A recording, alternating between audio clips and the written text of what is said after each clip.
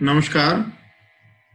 आज का जो विषय है कोरोना से संबंधित बीमारी और उसमें आयुर्वेद की भूमिका। जैसा हम सभी जानते हैं कि ये जो कोरोना नाम की बीमारी है वो नई है मेडिकल साइंस के लिए। तो आयुर्वेद में भी ये नाम पहले से कहीं देखने को नहीं मिलता, लेकिन आयुर्वेद में ऐसे नए रोगों के बारे में दिशा निर्देश जरूर मिलते हैं। वहां पे आचार्य ने कहा कि सर्वेसाम रोगा नाम न नाम तो अस्ति ध्रुव स्थिति, अर्थात जितने भी दुनिया में रोग होंगे उन सबको नाम से उनका उल्लेख कर पाना ये संभव नहीं। तो इसलिए जो सिद्धांत आयुर्वेद ने अपनाए वो सारे यूनिवर्सल सिद्धांत थे। और ये जो यूनिवर्स है, पूरा जगत है, तो जगत को धारण करने वाली जितनी फोर्सेज हैं वो है सूर्य, चंद्रमा और वायु। तो सूर्य, चंद्रमा और वायु इस पूरे जगत का धारण करते हैं, अर्थात इसका जो संचालन है वो इन तीन फोर्सेस के द्वारा होता है। तो ऐसे ही यथा पिंडे तथा ब्रह्मांडे, यथा ब्रह्मांडे तथा पिंडे, ये जो सिद्धांत आयुर्वेद के आचार्यों ने अंगीकार किया और इस सिद्धांत के माध्यम से शरीर को भी इस पूरे जगत का एक छोटा रूप मानते हुए ये जो सूर्य, चंद्र और वायु है उनके प्रतिनिधि के रूप में शरीर में वात, पित्त और कफ, इन तीन को प्रतिनिधि मानते हुए ये तीनों इस शरीर का भी धारण करते हैं, इस शरीर का संचालन करते हैं। ऐसा यूनिवर्सल सिद्धांत स्थापित करते हुए सभी रोगों की उत्पत्ति इन्हीं तीन वात, पित्त, कफ के इम्बैलेंस से, इन तीनों में जब असंतुलन होता है तो उसके असंतुलन से होती है। और इनके लक्षणों को देख करके वात, पित्त और कफ के हम उस रोग का नामकरण और उस रोग की चिकित्सा का निर्धारण करते हैं। तो जो भी नया रोग आएगा उस नए रोग को भी इन्हीं वात, पित्त, कफ के आधार पे, वात की अधिकता है, पित्त की अधिकता है, कफ की अधिकता है, इस प्रकार से उसका विभाजन करते हुए तो जितने भी उसके चिकित्सा के उपचार हैं इन वात, पित्त, कफ के आधार पे हम उसका चिकित्सा सिद्धांत तय कर लेते हैं। यही इस कोरोना के रोग के संबंध में भी आयुर्वेद में विचार हुआ। तो विचार ये हुआ कि जैसे इसके लक्षण कोरोना के हैं तो वो आयुर्वेद में वर्णित किस रोग के नजदीक वो लक्षण बैठते हैं, तो ये विचार किया गया। फिर वात, पित्त, कफ में से किस दोष के समान उनके लक्षण हैं। तो ऐसा जब विचार किया गया तो आयुर्वेद का जो श्री कृष्ण आयुष यूनिवर्सिटी है कुरुक्षेत्र में, तो उसके विद्वान जब एक साथ आकर के बैठे और उन्होंने विचार किया कि सबसे नजदीक रोग कौन सा है जिसके लक्षण इस कोरोना के साथ बैठते हैं, तो उसका विचार करते हुए सभी ने एक मत से तय किया कि भी ये सान्निपातिक ज्वर, उसके लक्षण इसके नजदीक बैठते हैं। उसमें भी कफ की प्रधानता जिस ज्वर में रहेगी तो वो उसकी चिकित्सा का सिद्धांत हम इस कोरोना की चिकित्सा में अपनाएंगे। ऐसा करके एक सामूहिक रूप से जो निर्णय हुआ उसमें चिकित्सा के लिए महासुदर्शन काढ़ा करके एक वर्णन है। तो महासुदर्शन घनवटी लेने में आसान रहेगी इसलिए उसकी एक टेबलेट बना करके और षडंग पानीय करके एक पूरे दिन भर में गर्म पानी पीने के लिए रोगी उसका उपयोग करे। ऐसा षडंग पानीय करके भी एक योग उसमें से तय किया और ये एक प्रोजेक्ट बना करके फिर हरियाणा सरकार को भेजा। हरियाणा सरकार ने उसको अप्रूवल के लिए CCRS करके जो आयुर्वेद का सर्वोच्च चिकित्सा अनुसंधान संस्थान है तो उसको भेजा। वहां से वो वेट होकर के उसकी स्वीकृति प्रदान होकर के वापस हरियाणा सरकार को आया। तब हरियाणा सरकार ने जो 4 जिले सबसे ज्यादा प्रभावित थे कोरोना से संबंधित रोगियों के, तो वो थे गुड़गांव, फरीदाबाद, पलवल और नूंह।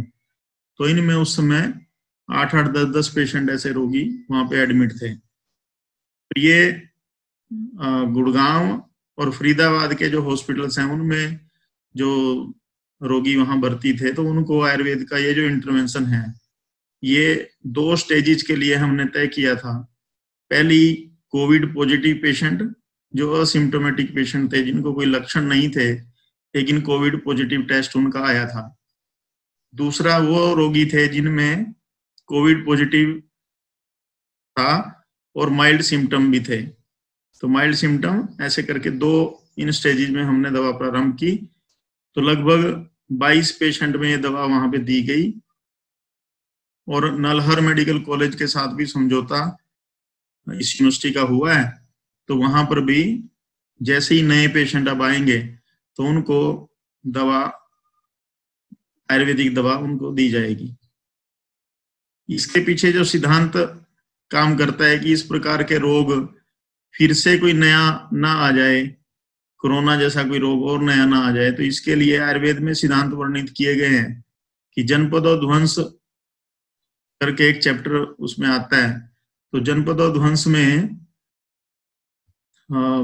4 फैक्टर उसमें बताए कि इनकी दुष्टि यदि हो जाती है तो वो है वायु, जल, देश और काल। तो ये जो वायु, जल, देश और काल 4 फैक्टर हैं, तो इन चारों का बिल्कुल अपने जो उनके प्राकृतिक लक्षण हैं उसके साथ अगर ये रहते हैं तो समाज में, देश में व्यक्ति को कोई रोग नहीं होता।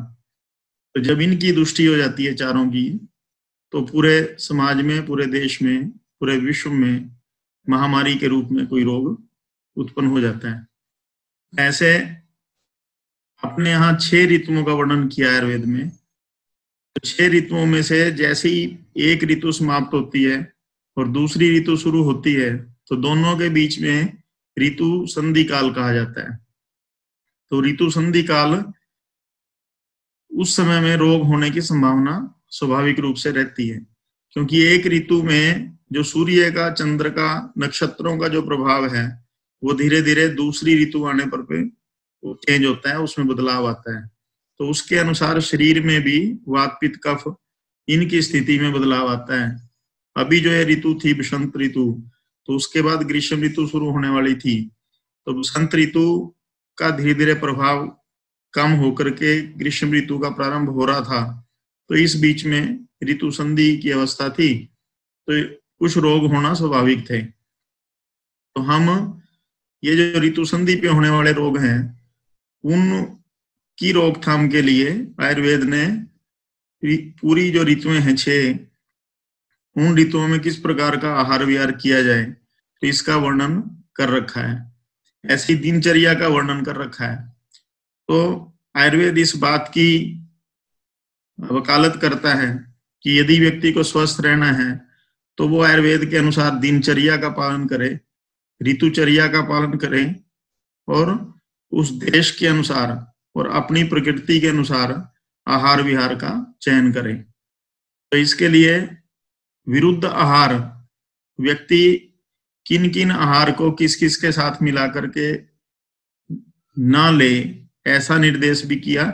तो विरुद्ध आहार का एक चैप्टर है। तो विरुद्ध आहार जैसे दूध और फल, इसका सेवन वर्ज्य है, एक साथ नहीं लेना। तो मांस और दूध एक साथ नहीं लेना।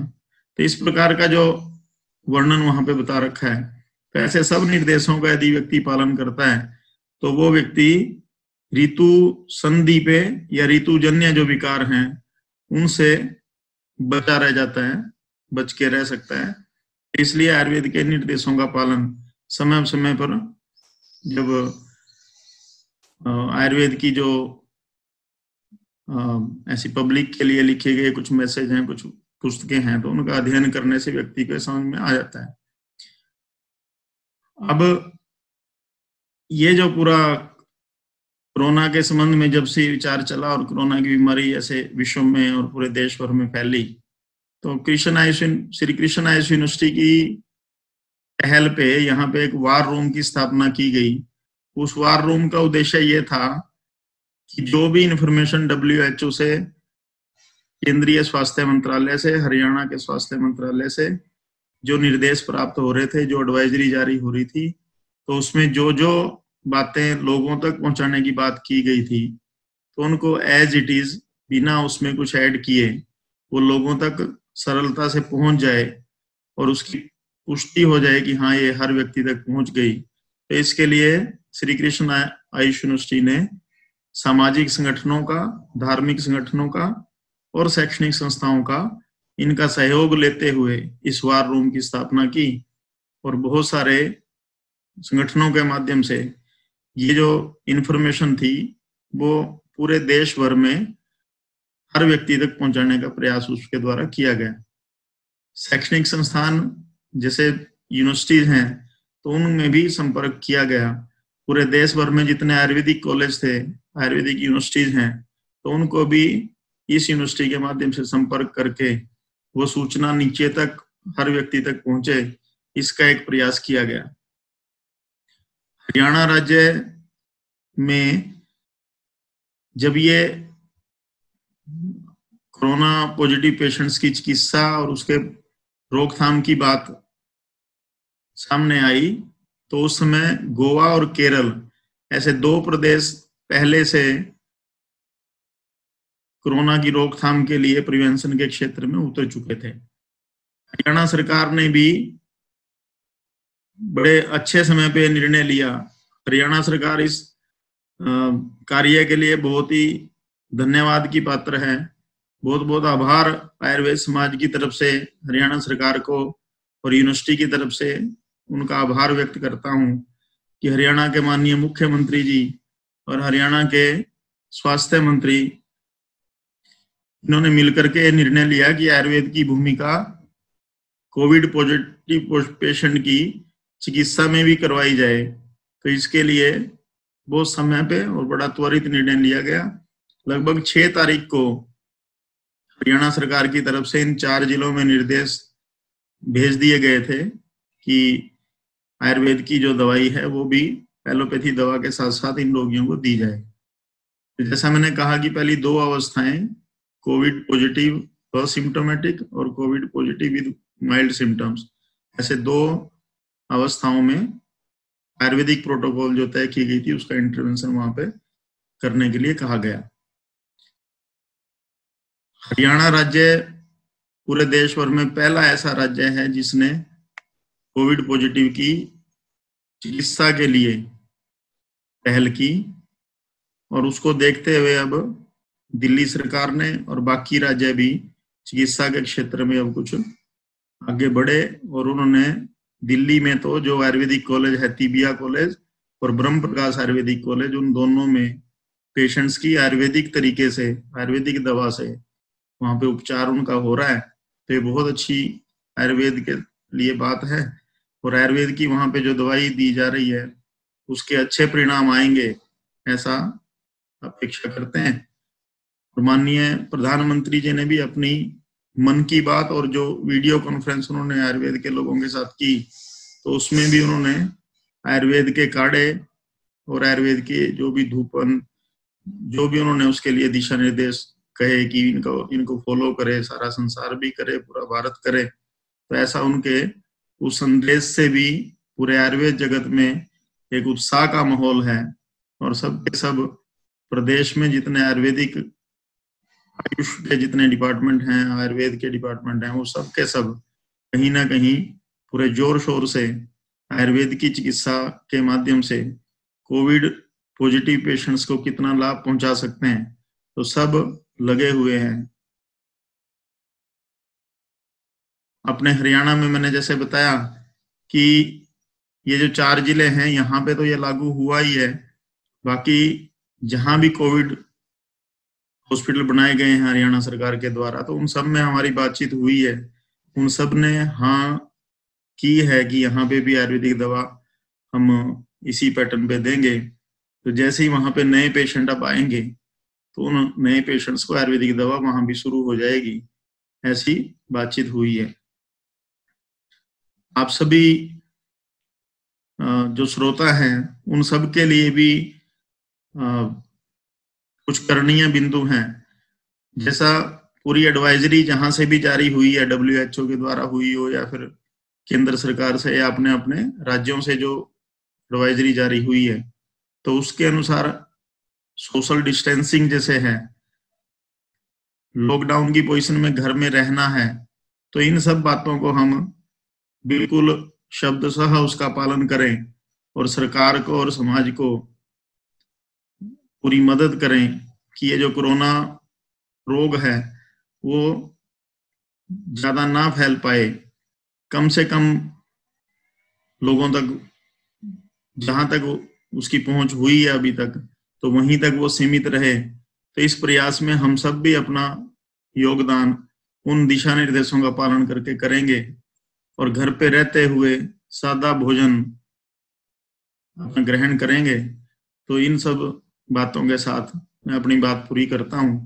और सभी जो संगठन और धार्मिक संगठन, उसमें स्वदेशी जागरण मंच प्रमुख रूप से शामिल हुए थे, तो उन सब का मैं बहुत आभार व्यक्त करता हूं कि उन्होंने इस पावन कार्य में अपना सहयोग दिया और पूरे देश भर में इस कोरोना से बचने के जो निर्देश थे उनको पहुंचाने का एक पावन कार्य किया है। एक बार फिर से स्वदेशी जागरण मंच का हृदय से बहुत बहुत आभार, और मुझे यहाँ अपनी बात रखने का मौका दिया उसके लिए भी बहुत बहुत धन्यवाद। सभी श्रोतागण को मेरी तरफ से फिर से स्वस्थ रहें, सभी निरोगी रहें और इस कोरोना महामारी से बच के रहें, सारे दिशा निर्देशों का पालन करें। इस बात के साथ मैं अपनी बात पूरी करता हूँ।